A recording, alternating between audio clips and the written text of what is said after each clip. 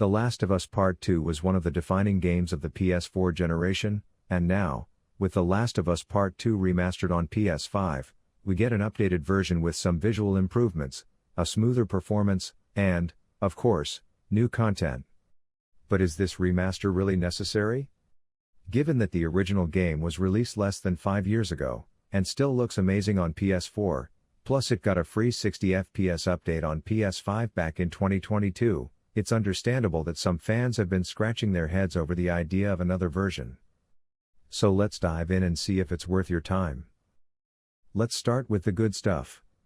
Sure, the graphical upgrades are subtle. Side-by-side comparisons of the PS4 and PS5 versions don't reveal any huge differences, but The Last of Us Part 2 still looks absolutely stunning.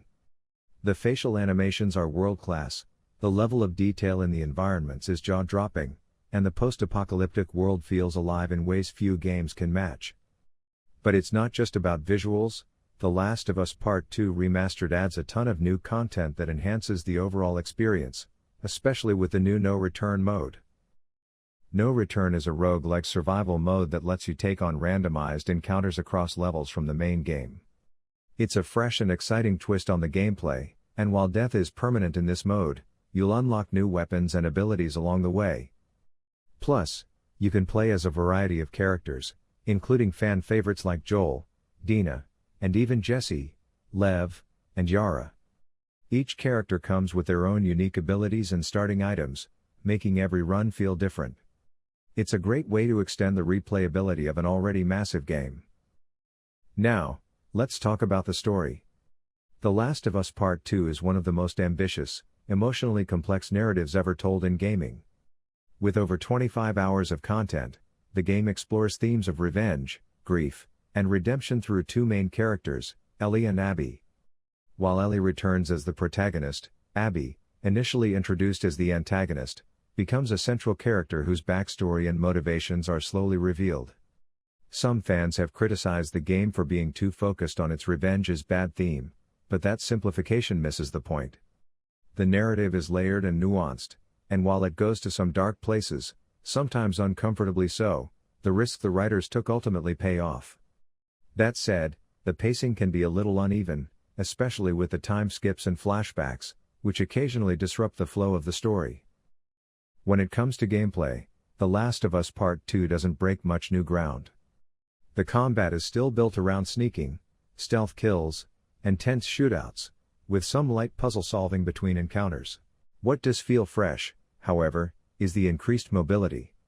Ellie and Abby are more agile than Joel, able to climb ledges, squeeze into tight spaces, and perform quick dodges. These new abilities bring added verticality to the levels, making combat feel more dynamic and offering more options when clearing areas. Resource gathering is also a big part of the gameplay, and this remains as intense as ever. Scavenging for materials to craft weapons, upgrades, and tools is a constant, and the scarcity of supplies forces you to make tough decisions on what to prioritize. It's a survival experience that keeps you on edge, especially on higher difficulties where every resource feels like it could mean the difference between life and death. As for the remaster's overall value, there's no doubt that The Last of Us Part 2 is still a masterpiece, even if the visual upgrades aren't groundbreaking. The addition of the No Return mode and the playable cut content in the Lost levels certainly make the remaster feel more worthwhile. The Lost levels give players a peek into what was cut during development, though these levels are pretty brief and not particularly memorable. Still, it's cool to see them in their unfinished state and learn why they were removed. Finally, the remaster takes full advantage of the PS5's DualSense controller. The haptic feedback and adaptive triggers add immersion to actions like drawing back a bowstring or firing a weapon, though it's worth noting that the impact of these features doesn't feel as groundbreaking as it did with some of the launch titles for PS5.